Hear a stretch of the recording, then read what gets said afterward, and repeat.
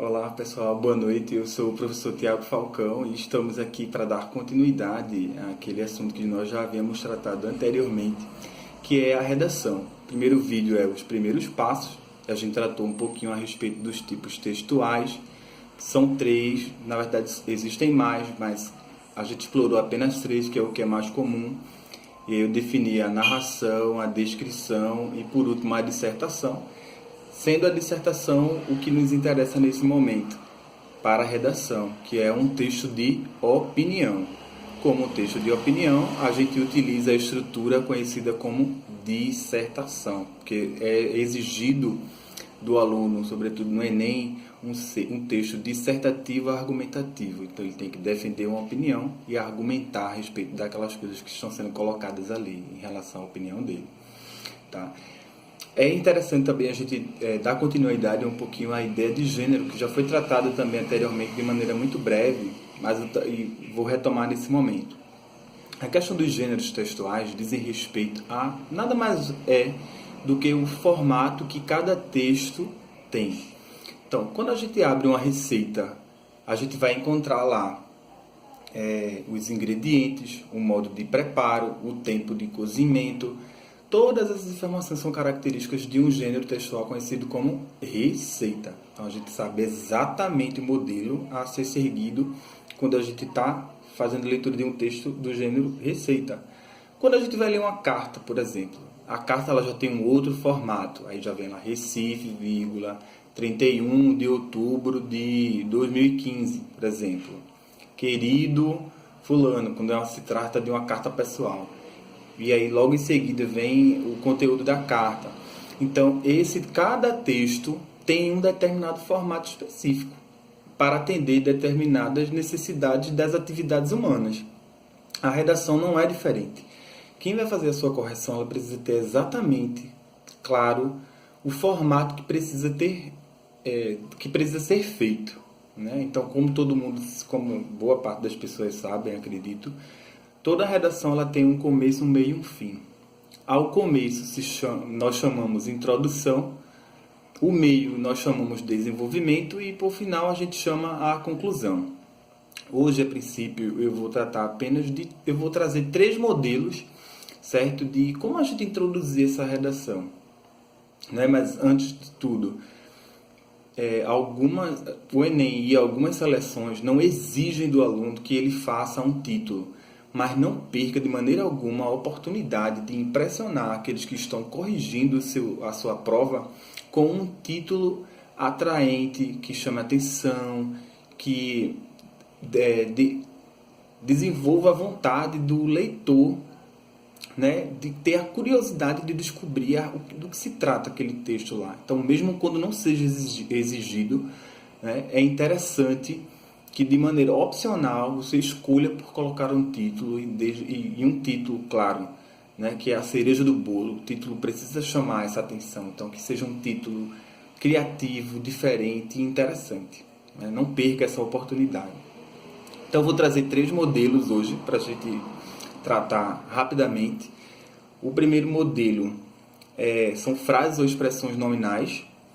O outro é um modelo de definição. Tá? E o outro é uma sequência de perguntas. A gente pode trazer perguntas na nossa introdução, sim, se a gente organizar ela de maneira legal, de maneira correta. Né? E então vamos ao primeiro modelo, que é o modelo de introdução, que se diz frases ou expressões nominais. Por que se chama frases ou expressões nominais? Eu vou fazer a leitura e você vai perceber que no começo das frases elas não possuem verbo. Então, frases que não possuem verbo são conhecidas, são chamadas de frases nominais. Não há presença de verbos ali. E aí vem o modelo. Baixos salários, ponto. Médicos descontentes, ponto. Enfermagem pouco qualificada, ponto. Falta de medicamentos, ponto. Desvio de verbas. Hospitais insuficientes e mal aparelhados. Atendimento precário.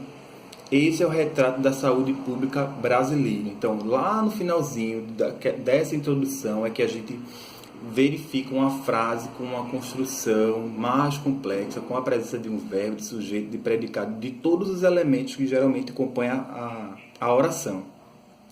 Mas no começo ele vai enumerando os problemas que acontecem no caso da saúde pública, né? Que é o que ele vai tratar, da questão pública. Então esse modelo pode ser utilizado em muitos outros temas e em muitas outras questões, né? Então fazer uma sequência de fatos, né? Uma sequência de problemas foi apontado nessa introdução, para no final fazer uma afirmação a respeito daquilo que você vai tratar. É um excelente modelo de introdução dinâmico, você vê que tem uma fluidez nas palavras e o leitor sabe exatamente do que vai tratar aquela redação.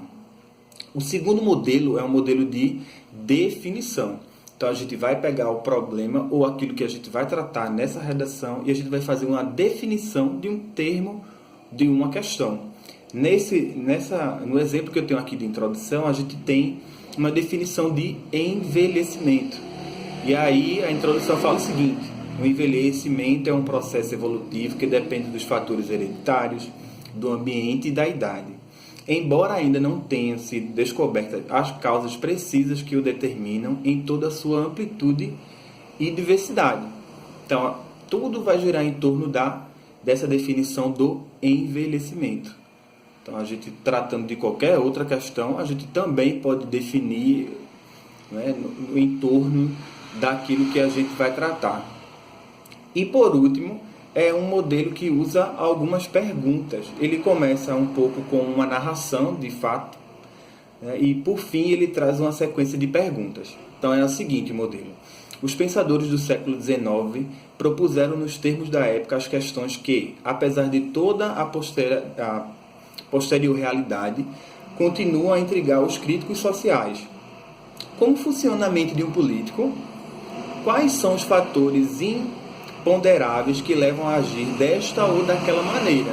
Então a gente está vendo uma sequência de 2 perguntas, tá? E a gente pode trazer essas perguntas sim, eu acho inclusive bastante interessante, desde que sejam perguntas que a gente tome o cuidado para responder depois ao longo da redação. Então hoje foi uma simples introdução, né? Falando da introdução, que também é conhecida como tese, a tese da redação.